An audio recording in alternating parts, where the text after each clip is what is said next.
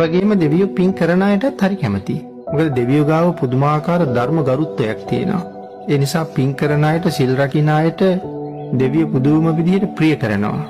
ඒ ප්‍රිය කිරීමේ එක කාරණාවක් තමයි පින් හොඳට රැස් කරන අය දෙවියන්ට පින් දෙනවා. එතකොට ඒ අයට සම්පූර්ණ පින් ලැබෙනවා. ඒ නිසාත් මිනිස්සුන්ට හරි කැමතියි. සක්‍ර දේවේන්ද්‍රයන් වහන්සේ සඳහන් කරනවා මනුස්ස ලෝකෙට සිව් දිසාවටම වඳිනවා කියලා.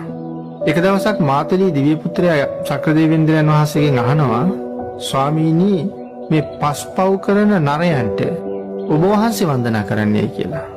වර්තමානයේ නම් සක්‍ර දේවේන්ද්‍රයන් වහන්සේ සෝවාන් වෙලා ඉන්නේ. එතකොට සෝවාන් වෙච්ච උත්තමේ පස්පව් කරන නරයන්ට ඔබ වහන්සේ වඳින්නේ ඇයි කියලා සඳහන් කරාම සක්‍ර දේවේන්ද්‍රයන් වහන්සේ මෙහෙම ප්‍රකාශයක් කරනවා. මාතලී මම පව් කරන නරයන්ට වඳිනව නෙමෙයි. යේ ගහට්ටා පුඤ්ඤකාරා සීලවන්තෝ උපාසකෝ ධම්මේන දාරං පෝසෙන්ති තං නමස්සාමි මාතලී. මාතලී මනුස්ස ලෝකේ ඉන්නවා යේ ගහට්ටා පුඤ්ඤකාරා, සමහර ගෘහපතියෝ ඉන්නවා බොහෝම හොඳට මේ කර්මය කර්මඵලය දැනගෙන පින්කම් කරනවා. යේ ගහට්ටා පුඤ්ඤකාරා සීලවන්තෝ උපාසකෝ, බුදු පියාණන් වහන්සේ දේශනා කරපු ආකාරයෙන්ම හරියටම සරණ ගිහිල්ලා පන්සිල් ආරක්ෂා කරන අය, පොයට අටසිල් ආරක්ෂා කරන අය, එනම් මේ සිල් ආරක්ෂා කරන උපාසකවරු ඉන්නවා.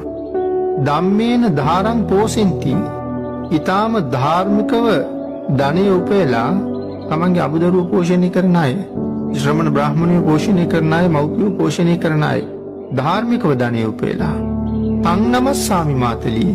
මාතලී ආන් ඒ අයට මං වඳිනවා. සක්‍ර දේවේන්ද්‍රයන් වහන්සේ එහෙම ගරු කරලා තියෙනවා මනුස්ස ලෝකෙ සිල් ගුණ තියෙන අයට.